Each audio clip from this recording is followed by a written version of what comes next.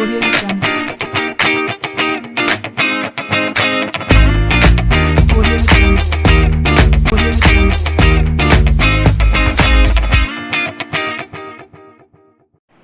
Hello students, are you hunting down on one-stop YouTube channel to quench the thirst of tourism management syllabus for both UG and PG classes?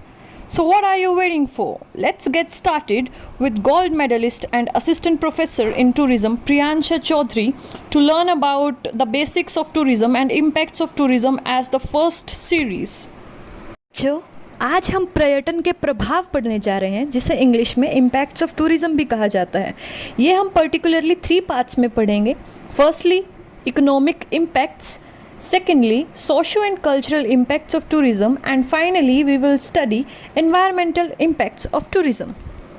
So चलिए start करते हैं economic impacts के साथ। सबसे पहले बच्चों हम समझेंगे इम्पैक्ट्स हमेशा पॉजिटिव ही नहीं होते हैं, इम्पैक्ट्स पॉजिटिव और नेगेटिव दोनों हो सकते हैं।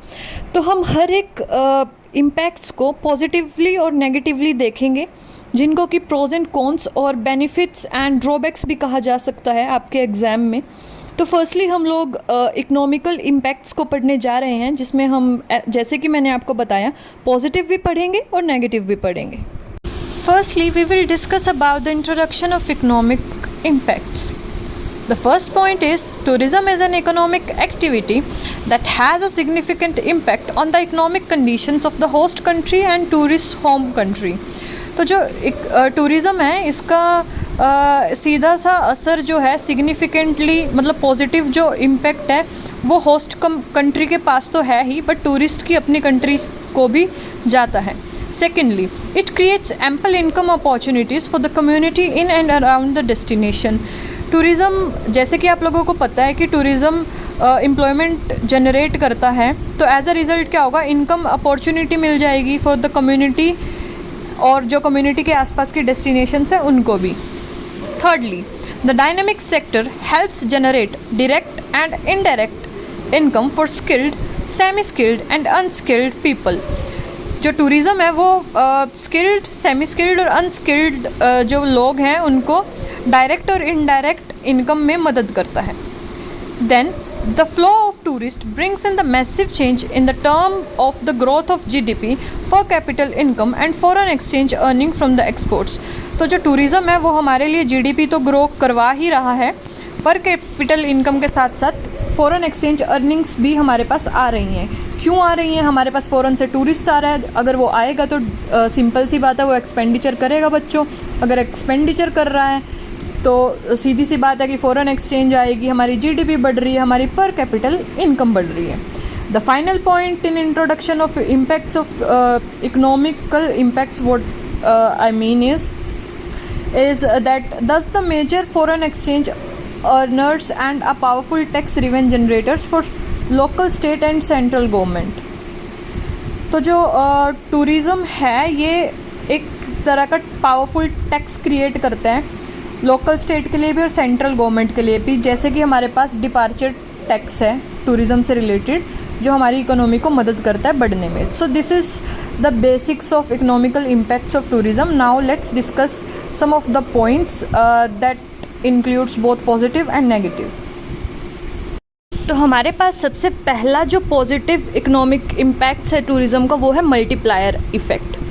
It simply means how many times money spent by a tourist circulates through a host country's economy. इसका सिंपल सा मतलब बच्चों ये है, किसी भी टूरिस्ट ने जाके फॉर एग्जांपल मनाली की बात ले लें हम, वहाँ पे जाके 100 रुपये का उसने सैंडविच लिया है, ठीक है, उसने शॉपकीपर को 100 रुपये दिए हैं। अब वो शॉपकीपर उन 100 रुपये को अलग अलग जगह पर स्पेंड करेगा, ठीक है। तो इससे क्या होगा, जो टूरिस्ट ने मनी दी थी 100 rupees in return of the sandwich, तो उसको वो जो शॉपकीपर है वो अलग अलग जगह पे यूज़ कर रहा है। वो उसका कुछ प्रोडक्ट भी ले लेगा अपने ही शॉप के लिए, मान लो उसने रॉ मटेरियल ले लिया, उसने मेयोनीज़ ले ली, उसने अनियंस ले लिए सैंडविच को बनाने के लिए, तो उसने अलग अलग जगह पे दी है ना, अनियन वाले को भी दिया, मेयोनीज़ वाले को भी दी है। तो it's just like that how many times money spend by a tourist circulates through a host countries economy. तो समझ आ गया आपको, आई होप सो। अभी हम नेक्स्ट पॉइंट की तरफ चलेंगे, दैट इज़ एम्प्लॉयमेंट जनरेशन। तो बच्चों आपको अनडाउटेडली पता होगा tourism is an economic activity in itself, क्योंकि ये एक ह्यूज अमाउंट का एम्प्लॉयमेंट प्रोवाइड करती है इकोनॉमी में, ठीक है। लोग इसके ज़रिए कमा रहे हैं। कैसे कमा रहे हैं?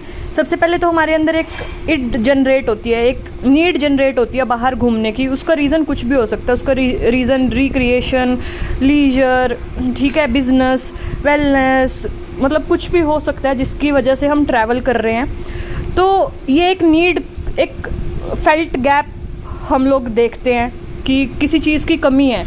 तो किस चीज़ की कमी है? ट्रैवल एजेंट्स की, टूर प्रोवाइडर्स की कमी है। तो एज अ रिज़ल्ट क्या होगा कि वो एक डेजिग्नेशन के तौर पे इकोनॉमी में जनरेट हो गया, ठीक है। तो हमारे पास आ गया ट्रैवल एजेंट और टूर ऑपरेटर।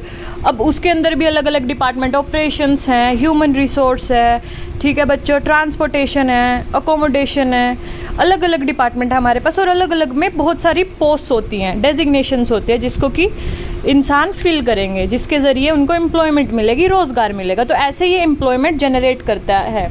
और मैं आपको बताना चाहूँगी कि दुनिया में जितनी भी 10 जॉब्स अगर निकल रही हैं तो उसमें से एक जॉब 100% टूरिज़्म से ही निकल रही है, मतलब टूरिज़्म सेक्टर से या टूरिज़्म लिंकेजेस से ही निकल रही है। नेक्स्ट हम बात करेंगे फॉरेन एक्सचेंज अर्निंग की बच्चों। तो tourism is one of the top 5 export categories for as many as 83% of the countries, and it is the main source of foreign exchange earnings for at least 38% of countries. तो इसका सीधा सा मतलब है बच्चों, जब भी कोई टूरिस्ट फॉरेन कंट्री से इंडिया में आएगा तो वो नेचुरल सी बात है, स्पेंडिंग तो करेगा ही। स्पेंडिंग किस में करेगा? अपनी करेंसी में करेगा। करेंसी में कैसे? मतलब डायरेक्टली तो नहीं होगी अनडाउटेडली, वो उसको एक्सचेंज करवाएगा इंडियन रूपी में, ठीक है, IMF से, किसी भी बैंक से जाके। तो एज अ रिज़ल्ट क्या होगा? जो इंडिया का फॉरेन करेंसी है वो बढ़ जाएगी, उसका जो इंटरनेशनल ख़जाना बोल लीजिए आप, वो बढ़ जाएगा। एज अ रिज़ल्ट क्या होगा? इंडिया एक अमीर कंट्री बनेगी, उसकी GDP ग्रो होगी।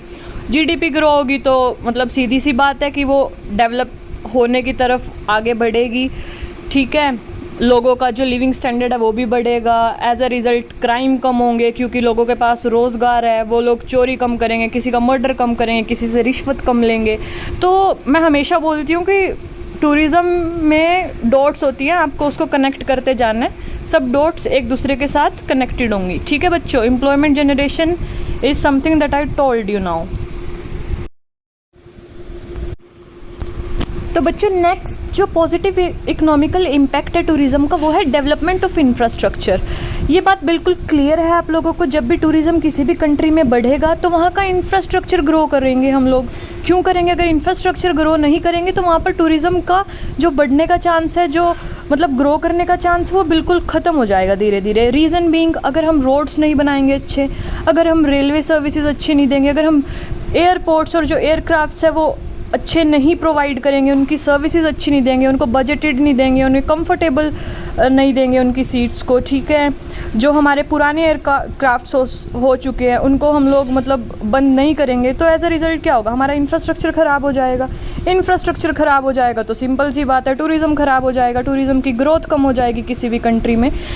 तो जो टूरिज़्म है उसकी वजह से इंफ्रास्ट्रक्चर अच्छा होता रहता है, धीरे धीरे बढ़ता रहता है। अब इंडिया के पास मतलब मैं कहूँगी कि वर्ल्ड की बेस्ट होटल चेन्स है हमारे पास। हयात है, लेमन ट्री है, ठीक है, रेडिसन है, लीला ग्रुप ऑफ होटल्स है, ओबरॉय है, अशोक है, मतलब क्या नहीं है हमारे पास? What do we don't have, I would say, ठीक है।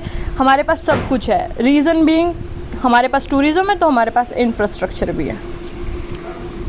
The next limitation or disadvantage or the negative impact of tourism on the economy बच्चों is the enclave tourism। तो enclave tourism का मतलब क्या है कि किसी भी डेस्टिनेशन पर जब कोई MNC या फिर किसी फॉरेन कंट्री की कोई भी कंपनी आ जाती है तो उससे क्या होगा कि वो लोग अनडाउटेडली, सिंपल सी बात है कि वो जो अपना स्टाफ है वो अपने साथ लेकर आती है, वो अपना स्टाफ इंपोर्ट कराती है।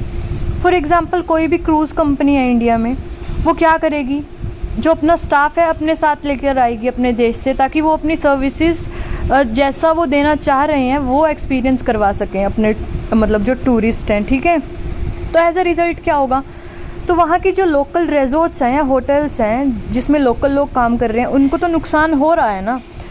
उनके लिए तो मतलब जो अच्छे डेजिग्नेशन है वो काम नहीं कर रहे हैं, वो या तो मतलब लोअर डेजिग्नेशंस पर काम कर रहे हैं। फॉर एग्जांपल वेटर, स्वीपर, मतलब मैं किसी भी जॉब को नीचा नहीं दिखा रही हूँ, बट इट्स जस्ट लाइक कि उन लोगों के लिए ग्रोथ के जो चांसेस हैं वो बहुत कम हो जाते हैं एनक्लेव टूरिज़्म की वजह से।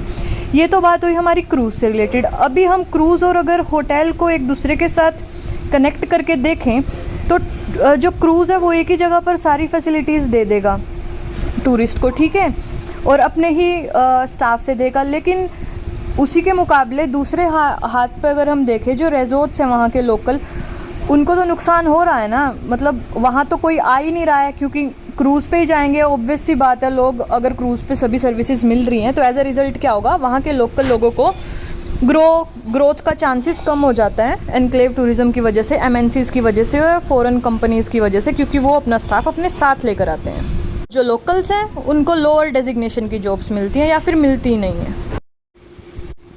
Nextly we will discuss about the negative impacts of tourism on economy. बच्चों, तो बच्चों जो सबसे पहला टूरिज़्म का इकोनॉमी के ऊपर ड्रॉबैक है वो है इंक्रीज़ इन प्राइसेस, ठीक है। जब भी टूरिज़्म किसी भी डेस्टिनेशन पर बढ़ेगा, वहाँ की इकोनॉमी उसके ऊपर डिपेंड होगी, तो एज अ रिज़ल्ट क्या होगा बच्चों, प्राइस में हाइकिंग आ जाएगी, ठीक है। आप मनाली में जा रहे हैं, आपको वही जो कुरकुरे का पैकेट है वो किसी भी लोकल डेस्टिनेशन पर 20 रुपीज़ का मिल रहा है। आप मनाली में जा रहे हैं, आप ऊपर रोहतांग या कोकसर की साइड जा रहे हैं, तो आपको वही जो 20 रुपीज़ का कुरकुरे का पैकेट था वही आपको 60-70 रुपीज़ का मिल रहा है। रीज़न बिंग वहाँ पर टूरिज़्म है, ठीक है, डिमांड ज़्यादा है, कुछ वहाँ की जो लाइफस्टाइल है या फिर जो कंडीशंस हैं वो थोड़ी सी हार्श हैं। तो एज अ रिज़ल्ट क्या होगा बच्चों, इसमें सबसे बड़ा जो नेगेटिव इम्पैक्ट है वो वहाँ के लोकल लोगों के ऊपर होगा। चलो टूरिस्ट तो दे ही देगा कैसे भी करके, उसको तो ख़रीदना ही है अगर वो वहाँ पर घूमने आया है। ऑब्वियस सी बात है, उसके पास बजट है तभी वो घूमने आया है, वो ले भी लेगा या फिर वो लेके आएगा अपने साथ, ठीक है, अगर नहीं वहाँ पर स्पेंडिंग करेगा। बट जो लोकल लोग हैं वहाँ के, मनाली के, जो वहीं पर रह रहे हैं, जो वहाँ के लोकल रेजिडेंट्स हैं, उनके लिए तो ये मुश्किल पैदा हो गई ना। उनके लिए तो प्राइस हाइक हो गया, तो एज अ रिज़ल्ट क्या होगा, जो चीज़ जब वहाँ पर टूरिज़्म नहीं था 20 रुपये की मिल रही थी, अब वही चीज़ उनको 70-80 रुपये की मिल रही है। तो ये सबसे बड़ा ड्रॉबैक होगा टूरिज़्म का किसी भी इकोनॉमी पे, जहाँ पर मतलब जो इकोनॉमी है वो टूरिज़्म पर डिपेंड होगी। तो increase in prices is number 1 drawback of tourism on economy. Next point that we are going to discuss is the infrastructure cost.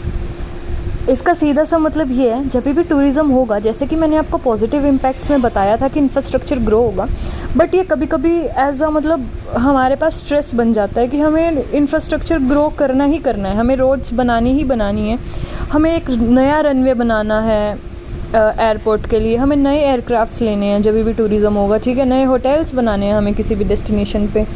तो एज अ रिज़ल्ट क्या होगा, एज अ रिज़ल्ट बच्चों ये होगा, जो सेक्टर्स हमारा जो गवर्नमेंट का अटेंशन है वो ज़्यादा चाहते हैं उनको इग्नोर कर दिया जाएगा। For example health and education, हम सारा पैसा अगर इंफ्रास्ट्रक्चर पे ही लगा देंगे तो बाकी सेक्टर्स तो इग्नोर्ड रह जाएंगे ना, वो तो लेफ़्ट आउट हो जाएंगे। तो इसलिए इंफ्रास्ट्रक्चर कॉस्ट जो है वो एज अ नेगेटिव सिंबल अपने आप को मतलब जताता है और बताता है टूरिज़्म का इकोनॉमी के लिए। तो this is all about the negative impacts of tourism. I hope you like the video and do like, share and subscribe. अगला है बच्चों सीजनल जॉब्स। तो सीजनल जॉब्स से आप समझ सकते होंगे, जैसे कि India is a country of agriculture, ये चीज़ आप लोगों को पता होगी। तो एग्रीकल्चर का एक सीज़न होता है, ठीक है, किसी सीज़न में हमारे पास राइस होता है, किसी सीज़न में हमारे पास वीट होती है, बट वो तो चलो साइमल्टेनियसली चलता रहता है कि एक सीज़न के बाद दूसरा सीज़न आ गया। But tourism is like there is a leap season and peak season, ठीक है। तो जो पीक सीज़न है उसमें तो लोगों के पास जॉब्स होती हैं, बट जो लीन सीज़न है उसमें लोगों के पास जॉब्स नहीं होती हैं। तो जो इकोनॉमीज़ जो सिर्फ टूरिज़्म के ऊपर ही डिपेंड है उनका तो लॉस हो जाएगा ना, अगर वहाँ पर कैसे भी करके टूरिज़्म ख़त्म हो जाए या कोई भी ऐसी एक्सट्रीम कंडीशंस आ जाएं इकोनॉमी के ऊपर, ठीक है, कोई इमरजेंसी आ जाए फिनेंशियल या कुछ भी हो जाए। फॉर एग्ज़ाम्पल जब कोविड हुआ था, जब लॉकडाउन लगा था, तो मालदीव्स आप लोग जानते होंगे, मालदीव्स की जो इकोनॉमी है वो 83% टूरिज़्म के ऊपर डिपेंड करती है डायरेक्टली, ठीक है। तो उसको कितना बड़ा लॉस हुआ, टूरिज़्म तो रहा नहीं, एज अ रिज़ल्ट क्या हुआ कि उसकी इकोनॉमी एक तरह से बैठ गई, ठीक है। नीचे चली गई, अब नीचे चली जाएगी तो मेंटेनेंस के पैसे भी नहीं होंगे, इंफ्रास्ट्रक्चर ख़राब हो जाएगा, धीरे धीरे उसकी जो इमेज है वो ख़राब हो जाएगी। तो मतलब ये खतरा हमेशा रहता है। और सीजनल जॉब्स लोगों को मतलब जो रेगुलर रोज़गार है, जो रेगुलर एम्प्लॉयमेंट है वो नहीं देती है। वो सिर्फ सीज़न में तो एम्प्लॉयड हैं, बट जब सीज़न चला जाता है उसमें तो वो लोग अनएम्प्लॉयमेंट है ना, मतलब अनएम्प्लॉयमेंट क्रिएट कर रही है वो चीज़। और इसके बारे में मैं फ़र्दर ये बताना चाहूँगी कि चलो मान लीजिए हम किसी ट्रैवल एजेंसी में, हम कॉरपोरेट में जॉब कर रहे हैं। चलो ट्रैवल एजेंट्स और टूर ऑपरेटर्स के पास तो हम मान लेते हैं कि काम है, वो लीन सीज़न में पैकेजेस बना रहा है आने वाले सीज़न के लिए। बट जो लोग गाइड हैं, ट्रैवल गाइड हैं, या कुछ भी जो ऑन ग्राउंड काम करते हैं टूरिज़्म सीज़न के दौरान, उनको तो सबसे बड़ा नुकसान हो रहा है ना बच्चों। तो seasonal jobs is another drawback of tourism on the economy. और अगर हम बात करें अपने फाइनल पॉइंट की, जो कि negative impacts of tourism on the economy में आता है, वो है लीकेज। लीकेज का मतलब सीधा सा बच्चों ये है, जब मनी फ्लो टूट कर, हमारे देश का मनी फ्लो टूट जाता है और वो कहीं बाहर जाकर ख़त्म होता है, तो उसको हम लीकेज बोलते हैं। इसको अगर सिंपल भाषा में समझें तो जैसे कि मैंने आपको एक पॉइंट में बताया या बताने जा रही हूँ कि जब भी कोई MNC इंडिया में आएगी तो वो अपना होस्ट अपने साथ लेकर आएगी। तो ऐसा ही फॉर एग्ज़ाम्पल आपके यहाँ पर कोई फ़ॉरेन से ट्रैवलर आया है या टूरिस्ट आया है, उसके खाने का सामान है जो, वो कई बार ब्रांड कॉन्शियस होते हैं कि मुझे तो अपनी कंट्री का ये ब्रांड है, मैं तो सिर्फ इसका ही यूज़ करता हूँ। तो एज अ रिज़ल्ट क्या होगा, इंडिया को वो ब्रांड जो है, उस ब्रांड का जो प्रोडक्ट है वो अपने देश के अंदर इंपोर्ट करना पड़ेगा, या फिर ऐसे ही करके कुछ चीज़ें एक्सपोर्ट भी करनी पड़ेंगी, जिसको एक्सपोर्ट लीकेज कह सकते हैं। तो ऐसे में क्या होगा कि जो डेवलपिंग कंट्रीज़ हैं उनका 50% जो फ़ॉरेन एक्सचेंज है वो तो ऑलरेडी ख़त्म हो गया इस चक्कर में, क्योंकि उनको दोबारा से अब स्पेंडिंग करनी पड़ रही है उनका जो प्रोडक्ट है उसको ख़रीदने के लिए, ताकि टूरिस्ट अच्छे से इंजॉय कर सके हमारी कंट्री में। तो मनी फ़्लो टूट कर किसी और देश में जब वो उसका जो एंड है वो हो जाता है, तो उसको हम क्या बोलते हैं, लीकेजेस बोलते हैं। तो ये भी एक बहुत बड़ा ड्रॉबैक है किसी भी इकोनॉमी के ऊपर, स्पेशली डेवलपिंग कंट्रीज़ में। Please don't forget to wait for the next 2 parts of this very series of impacts of tourism. बच्चों, तो इसके बाद हम लेकर आएंगे socio cultural and environmental impacts in 2 separate videos. So stay tuned, do like, share and subscribe. Thank you.